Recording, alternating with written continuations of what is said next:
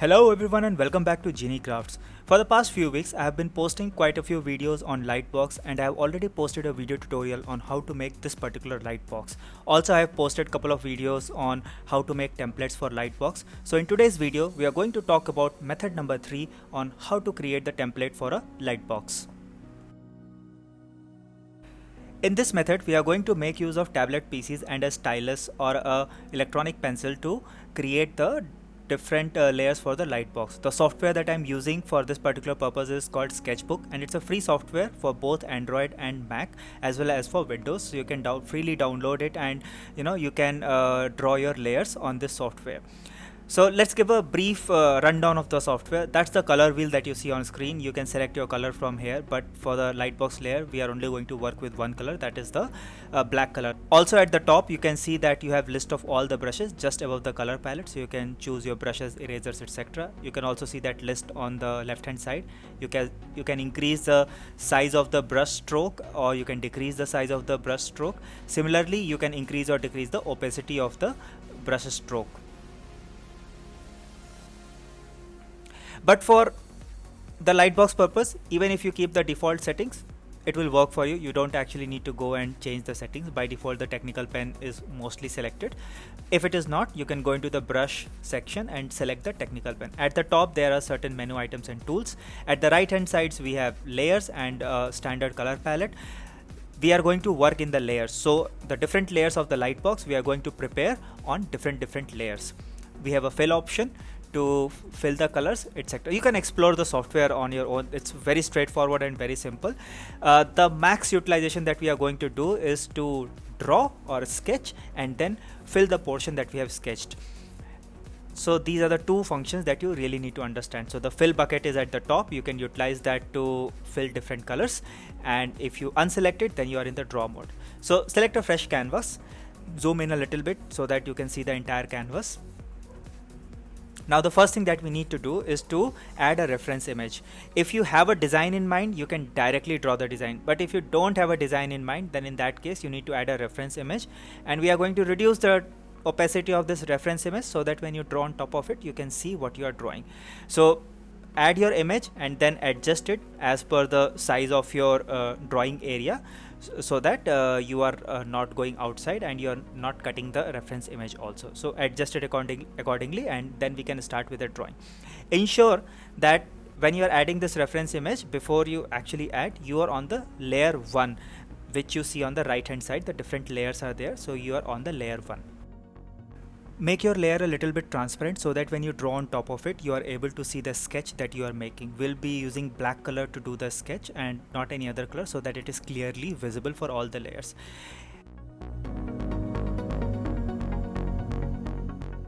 Add a new layer on top of your reference layer. If it is not there, then you can click that plus nearby the color palette and you can add a new layer from there. Now look at your design carefully and decide how you want to divide it into different layers. So for example, I want the grass at the front to be the first layer, then another layer of grass, second layer, then some trees at the third layer, some more trees as fourth layer, then a mountain as fifth layer, or some more trees as fifth layer, so on and so forth.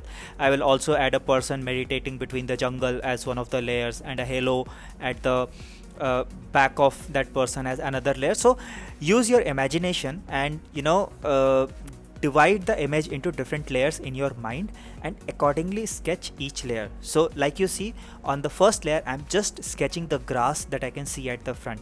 Also you don't have to stick to the reference layer. You can do your own thing. You can create your own design. It's all up to you. Once you are done, then all you need to do is to select that fill option and fill it with the black color, so that you now know that this is the area that you don't have to cut, and everything else, that is the white area that you have not filled, you have to cut. Once you are done, hide the reference layer by clicking on that eye icon on the layer so that you can see how your layer 1 actually looks. If you are happy with it, then go and add a new layer by clicking that plus icon near the color palette at the top, and you can hide the layer you have just created so that it doesn't interfere in the creation of your second layer. Now you need to create all the layers in the exact same fashion that we have done for layer 1. The design will be different for different layers. So I'm just going to do a time lapse of the different layers now, and enjoy the time lapse. And once we are done, then we will talk about how we can insert another image into these layers for that meditating person.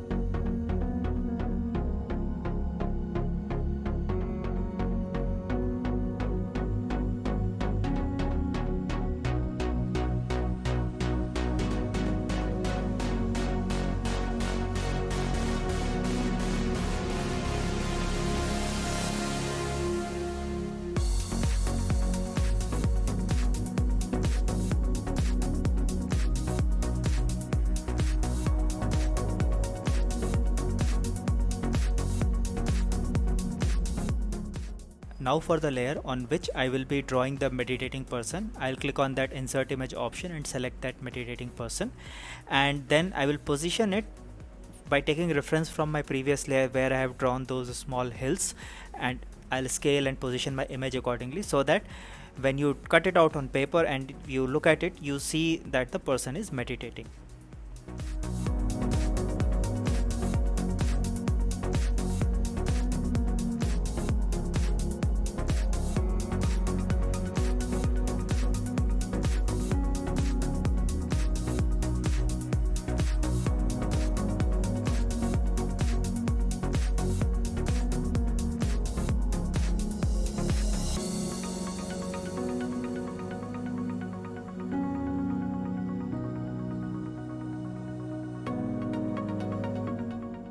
In a similar fashion, prepare the other layers, and once you are done with the layers, now it is time to export these layers as separate images so that you can take a separate printout of these layers. Now the way I did the export was that I hid all the layers by clicking on that eye icon.